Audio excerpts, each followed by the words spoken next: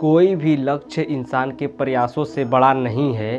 कह रहा हूँ कि कोई भी लक्ष्य इंसान के प्रयासों से बड़ा नहीं है, और हारा तो वो है जो इंसान कभी लड़ा नहीं है। तो आप लोग देखिए, समस्याओं से लड़ते रहिए और आगे बढ़ते रहिए, ठीक ना। तो आज की जो टॉपिक है, आज की टॉपिक में कक्षा 10 के लिए लेकर आया हूँ, कक्षा 9 के लिए लेकर आया हूँ, ठीक ना। तो ये कक्षा 9 और 10 के लिए आप इसका नोट्स बनाते रहिए, ठीक। बहुत लोग कहते हैं कि सभी लोग पढ़ाकर चले जाते हैं, नोट्स नहीं बनवाते हैं, ठीक ना। तो मैं यहाँ पर नोट्स सहित आपको लेकर आया हूँ। और देखिए, ये पूरी वीडियो में आपको मतलब ये पूरा चैप्टर जो ये लेसन 2 है, कक्षा 10 का रसायन विज्ञान का लेसन 2 चल रहा है, इसमें मैं 2 या 3 वीडियो में इसको ख़त्म कर दूंगा, ठीक ना। तो चलिए चलते हैं इसके तरफ, ठीक ना। तो दूसरा लेसन है क्या, अम्ल क्षारक एवं लवण। अम्ल क्षारक एवं लवण, अम्ल क्षारक एवं लवण की मैं एक स्टैटिक जीके की मतलब जिसमें मैं इस वीडियो को डाल दिया हूँ, जो कि आधी घंटा से ऊपर की है, ठीक ना। तो उसको आप जाकर देख सकते हैं, डिस्क्रिप्शन में लिंक दिया है और बहुत डिटेल्स में उसमें बताया गया, बहुत डिटेल्स में बताया गया, ठीक। तो इसमें सिर्फ आपको नोट्स के लिए कक्षा 10 के लिए ही बताया जा रहा है, कक्षा 9 या 10 के लिए ही बताया जा रहा है, ठीक ना। और अगर आपको स्टैटिक जीके के थ्रू चाहिए तो डिस्क्रिप्शन में लिंक है, उसमें बहुत ही अच्छे तरीके से बताया गया है, तो वहाँ पर आप जाकर देख सकते हैं, ठीक। तो चलिए वीडियो की तरफ चलते हैं। एसिड, पहला तो एसिड, अम्ल को क्या कहते हैं, एसिड कहते हैं। अम्ल को एसिड या कह लीजिए तेजाब भी कहते हैं। क्या कहते हैं, तेजाब कहते हैं, ठीक ना। अम्ल को क्या कहते हैं, एसिड कहते हैं, और तेजाब भी इसी को कहते हैं, अम्ल को ही, ठीक। अब देखिए, जो अम्ल होते हैं, अम्ल क्या होते हैं, स्वाद में क्या होते हैं, स्वाद में खट्टे होते हैं। अम्ल क्या होते हैं, स्वाद में कैसे होते हैं, स्वाद में खट्टे होते हैं। अम्ल स्वाद में खट्टे होते हैं। ये नीले लिटमस पत्र को, किसको, नीले लिटमस पत्र को क्या कर देते हैं, नीले लिटमस पत्र को लाल में बदल देते हैं। किसमें, लाल में बदल देते हैं। ये नीले लिटमस पत्र को लाल में बदल देते हैं। और देखिए, और यह जली विलयन में क्या देते हैं, H+ आयन देते हैं, ठीक ना। H+ आयन देते हैं। कौन, अम्ल जो होते हैं जली विलयन में H+ आयन देते हैं, तथा इसका pH मान जो होता है, तथा इसका pH मान 7 से कम होता है। किससे, 7 से। pH लेस देन होता है, किससे, 7 से कम, ठीक ना। 7 से कम होना चाहिए इसका pH मान। जैसे 6.5 हो गया, 4.4 हो गया, 2.4 हो गया, 2.2 हो गया, इस प्रकार से pH मान किसका, अम्ल का pH मान जो होता है 7 से कम होता है, ठीक ना। फिर आगे देखिए, यहाँ पर चलते हैं कि इसका मतलब हम आपको देखिए इसमें क्या बता दे रहे हैं, आपको इसका उदाहरण बता दे रहे हैं, ठीक ना। 10 के लिए सिर्फ इतना ही है। और अगर आपको ज़्यादा पढ़ना है, ज़्यादा जानकारी लेना है, तो डिस्क्रिप्शन में लिंक है, उसमें बहुत ही डिटेल्स में बताई गई है, ठीक। तो यहाँ पर देखिए, जैसे HCl हो गया, हाइड्रोक्लोरिक एसिड, ठीक ना। HCl हाइड्रोक्लोरिक एसिड है, H2SO4 सल्फ्यूरिक एसिड है, और HNO3, कौन, HNO3 है, HNO3, ठीक ना। फिर और देखिए CHCOOH, ठीक ना, CH3COOH कहते हैं इसको कहेंगे एसिटिक एसिड हो गया आदि। ये सब क्या है, ये सब अम्ल है, ठीक ना। ये सब क्या है, ये सब एक प्रकार के अम्ल है। और देखिए यहाँ पर अब सांद्रम अम्ल 2 प्रकार के होते हैं। कौन सा, पहला होता है सांद्रम, दूसरा होता है तनु अम्ल, ठीक ना। तो सांद्र अम्ल और तनु अम्ल का मतलब ये है, सांद्र अम्ल का मतलब गाढ़ा अम्ल, तनु अम्ल का मतलब एकदम पतला अम्ल। पतला यानी कि पनिहा तो जानते होंगे ना। पनिहा का मतलब ये हुआ कि जिसमें पानी ज़्यादा है और अम्ल की मात्रा कम है, ठीक ना। इसको तनु अम्ल बोलेंगे, पनिहा अम्ल बोलेंगे, ठीक ना। और जो गाढ़ा अम्ल होता है, जो सांद्र अम्ल होता है, उसमें अम्ल की मात्रा ज़्यादा होती है और जो पानी की मात्रा होती है कम होती है, उसको हम बोलते हैं सांद्र अम्ल, ठीक। तो यहाँ पर देखिए, जिसमें अम्ल की जो अधिक मात्रा है, अम्ल की मात्रा जो अम्ल अधिक मात्रा में हो, ठीक ना। अम्ल जो है अधिक मात्रा में और जल जो है, जल किस मात्रा में है, जल की कम मात्रा होती है, उसे सांद्र अम्ल बोलते हैं। अभी मैं बता दिया आपको कि जिसमें अम्ल की मात्रा अधिक हो और जल की मात्रा क्या हो, कम हो, उसको हम सांद्र अम्ल बोलेंगे, ठीक ना। फिर जिसमें अम्ल की अल्प मात्रा में और जल, जिसमें अम्ल अल्प मात्रा में और जल अधिक मात्रा में, जल किसमें, जल अधिक मात्रा में होता है, उसे हम क्या बोलते हैं, तनु अम्ल कहते हैं। उसको हम क्या बोलेंगे, तनु अम्ल बोलेंगे, पनिहा अम्ल बोलेंगे, ठीक ना, पनिहा अम्ल बोलेंगे, ठीक। अब देखिए स्वाद में क्या होते हैं, क्षार। अब देखिए क्षारक को हम देख लेते हैं।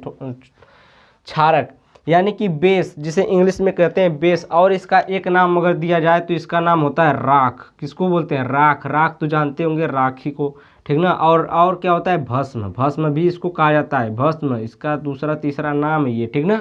राख और भस्म, तो ये क्या होते हैं कि स्वाद में कैसे होते हैं? कड़वा होते हैं। स्वाद में कड़वा यानी कि तीखा कह सकते हैं, स्वाद में कड़वा यानी कि तीखा होता है। ये लाल लिटमस पत्र को नीला कर देता है। अम्ल क्या करता था? नीला लिटमस पत्र को लाल करता था, और जो ये होते हैं लाल लिटमस पत्र को क्या कर देते हैं?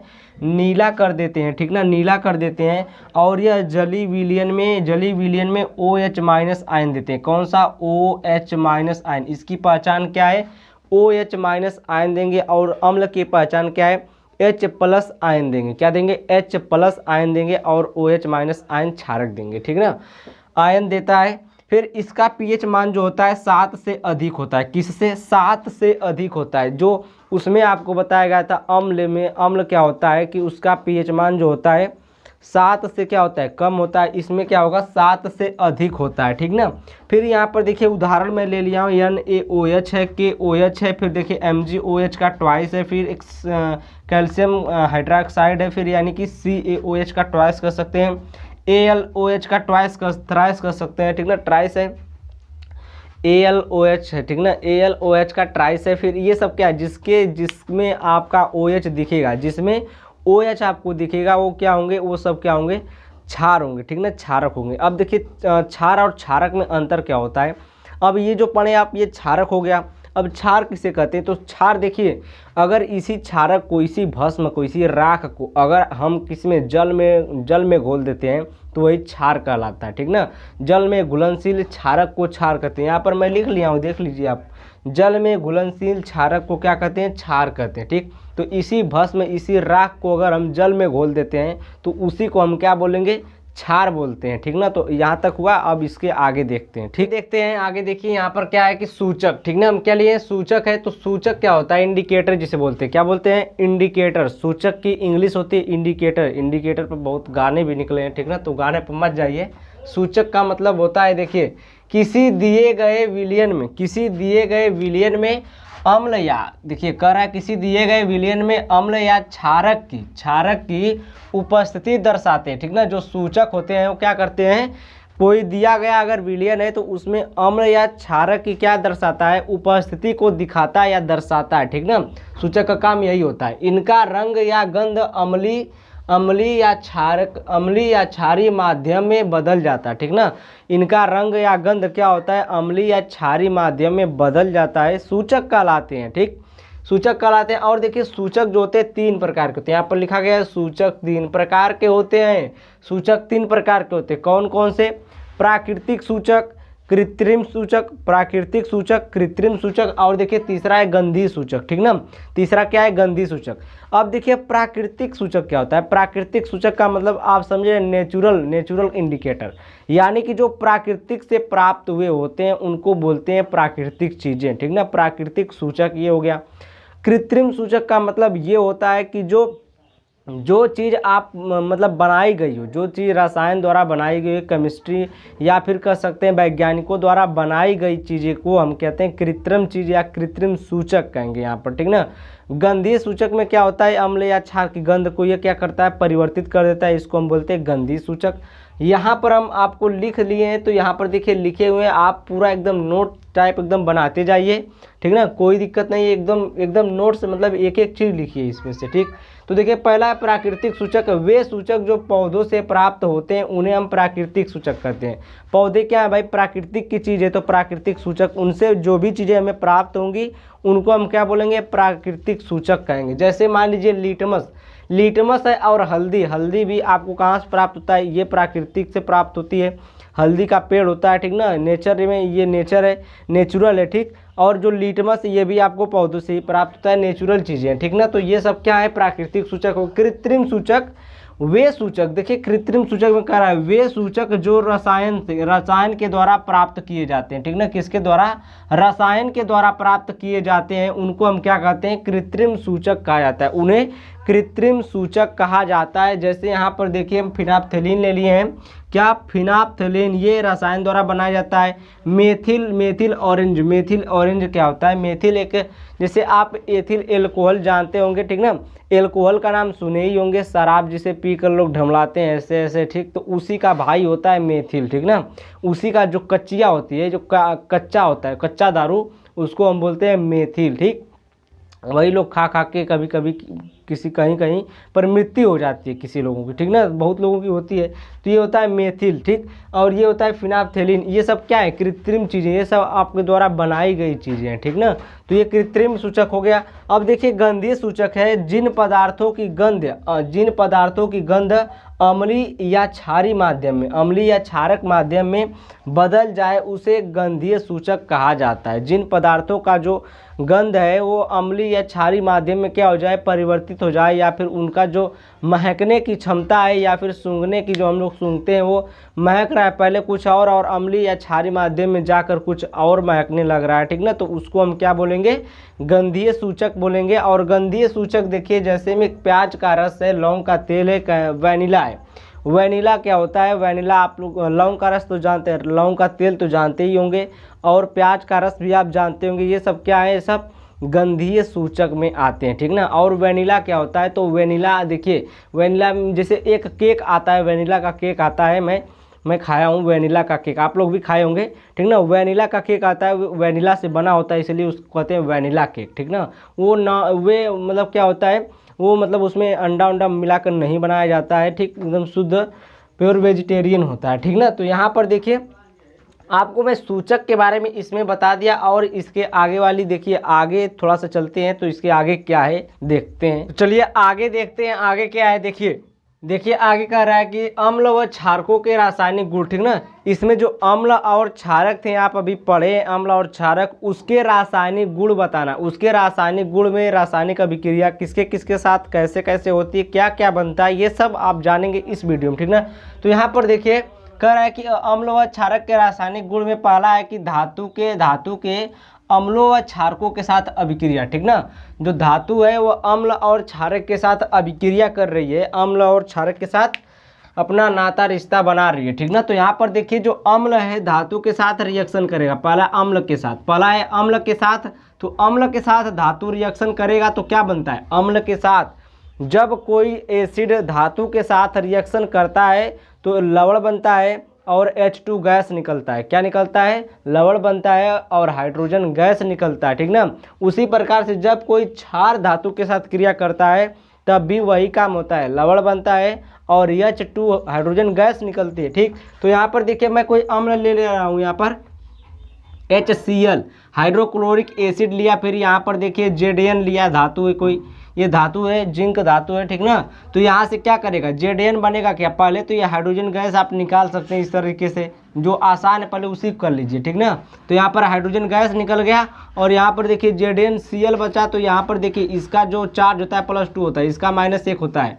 तो इसकी टोपी इसके सर और इसकी टोपी इसके सर होगी, तो क्या होगा? ये ZN एक गो बनेगा, क्योंकि इसका एक ही चार्ज है, क्लोरीन पर एक ही चार्ज है तो ZN एक बनाएगा, और जो ZN है ZN पर 2 चार्ज है तो क्लोरीन 2 बनेगा, तो ZnCl2 बनेगा, ठीक ना। इसको बोलेंगे हम साल्ट यानी कि लवण बोलेंगे।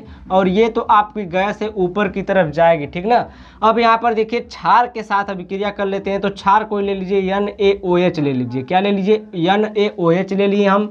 प्लस में कोई धातु ले लीजिए, कोई धातु यानी कि हम भी इसमें ZN ही ले लेते हैं। क्या ले लेते हैं? ZN ही ले लेते हैं। अब देखिए बनेगा क्या? यह बनेगा आपका, ये आपका क्या बनेगा? ZN बनेगा। क्या बनेगा? ZnOH बनेगा,